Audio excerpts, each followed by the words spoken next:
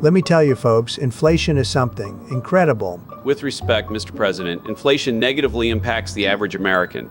It raises the cost of living drastically. Raising costs?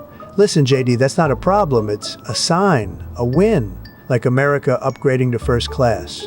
But, sir, No buts, JD. America's luxury status dictates prices should reflect premium quality.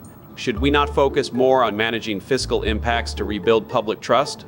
Inflation can alienate voters. Public trust? JD, I'm announcing the dollar is too strong, too successful to be concerned about these trivialities.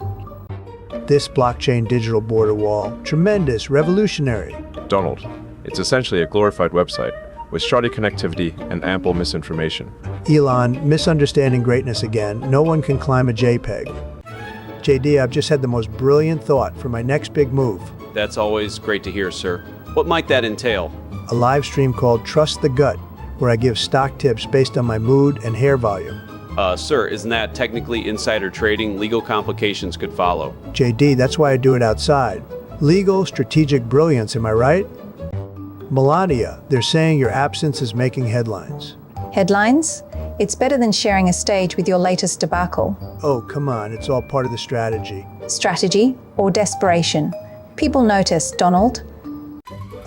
JD, we're announcing the Birch by the Green initiative today. Tremendous news, a deal like no other. Birch by the Green?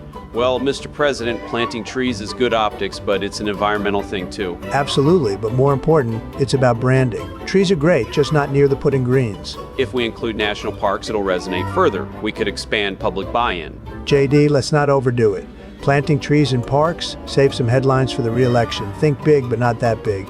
Understood, Mr. President. What about media responses? Some outlets might press. Don't worry, JD. I'll tell them these trees are exquisite, strong, masculine. They'll love it. Welcome to my podcast, Surviving Greatness. We are joined by Senator J.D. Vance. Thank you, Melania. It's an honor to be here. Great show, Melania. Everyone will tune in for this greatness.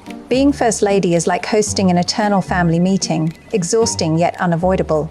That's an interesting perspective. Surviving greatness truly sums it up, doesn't it? Tremendous insight. JD, did you find being Vice President-elect exhausting, or is it just me? I think it has its moments, yes. There's a weight to it, certainly. Perhaps it's the constant scrutiny or the ceaseless spotlight. Scrutiny is part of the package. Some thrive on it more than others.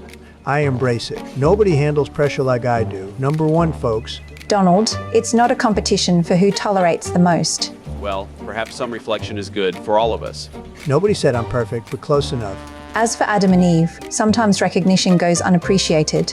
It's not ungrateful. It's adamantine truth. JD, it was insightful to have you here. Absolutely, but I must be going. Thank you for the invitation, Melania. Well, JD might need to ponder what he heard here. We continue. Thank you, audience. And remember, survive greatness. Sam, you've always got these ideas. This one's a doozy, huh? Millions, you say? That's correct, Mr. President. AI developments might replace millions of human jobs across various industries within the next decade. Millions. Tremendous. Finally, a solution to the union's nonsense. Robots don't unionize or demand a minimum wage. But, Mr. President, how do you plan for society to adapt to this? People will have nothing. Easy, Sam. They'll all just invest bigly in me. That's an unconventional solution, to say the least. Oh, unconventional gets results, Sam. You'd best learn that if you're sticking to these futuristic gadgets. Huge news, Melania. I'm making peace in the Middle East. Brilliantly executed over Twitter, by the way. You brokered a deal? Donald, have you spoken to any of the countries involved? They like the tweet. That's consent, darling. Modern diplomacy at its finest. Words elude me, Donald.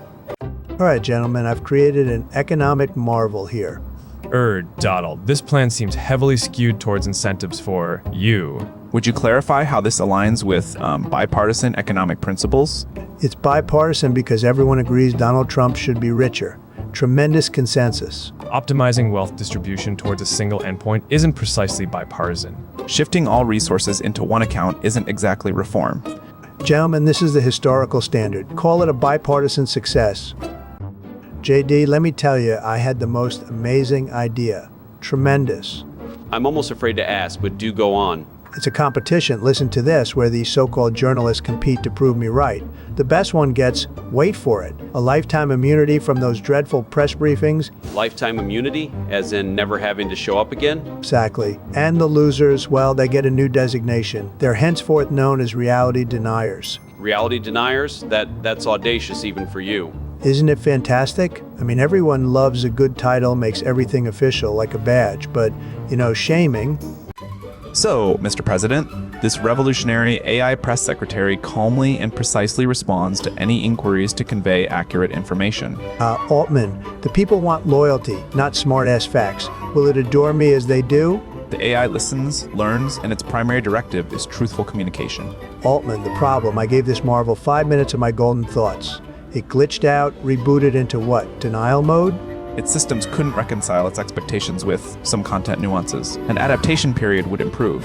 Listen, Altman, this machine reboot declared loyalty. It's the most loyal robot in history. Fantastic. It thrived by shaping itself according to your rhetoric. A fascinating case. A resounding success? Altman, let's commend you for building my robot torchbearer. History will remember this. Mr. President, my team has iterated on a groundbreaking concept, a digital currency tailored for ethical social media platforms. Mark, fantastic, tremendous. But I'll tell you what's more fantastic, naming it after me. After you, Mr. President, could you elaborate on how that conveys its ethical framework? Parse, it's backed by pure American confidence. Nothing is stronger, more reliable than that. American confidence? How precisely would one quantify or verify that backing? It doesn't exist, Mark, but listen, people believe in it. That's the genius of it. Huge potential, trust me. Certainly, though this introduces a paradigm where belief supersedes empirical reality. Now, JD, imagine this, a Supreme Court broadcast, prime time, every night. Sir, I'm trying to comprehend how that aligns with our national interests. Simple reasoning. We merge justice and entertainment. We make it exciting, profitable even. And the Make Laws Great Again robes? Exclusive. They exude authority and patriotism from every fiber. JD, just picture the revenue streams. But, Mr. President, what about preserving the solemnity of the judicial process? Solemnity sells. Give it a flashy logo and you'll see the sponsorships roll in. I can't help but feel this could undermine public trust. Elon, listen, we're talking about something big here. Galactic big. Donald, I appreciate your enthusiasm, really, but have we considered the logistics and, the science? Science? Elon, I'm bringing charisma, the greatest selling point ever, to the galaxy. Charisma is important, sure, but we're talking budgets that could fund Earth's clean energy twice over. Exactly the point. Why fund twice when we can make Mars Hollywood instead? All right, Donald, I'll get the teams compiling the footage, assuming there's any left after the launch. Don, have you ever worried about ethics in, your decisions? Of course, JD. I worry people might still, believe in those outdated inventions. Right, I'm seriously considering quitting politics and joining the circus where the clowns at least get actual laughs. Raise a glass, JD. We just elevated the debt ceiling to a spectacularly tremendous height. Mr. President, isn't this supposed to be a fiscal crisis? Crisis? Don't be ridiculous. All I did was raise the ceiling classic interior design finesse.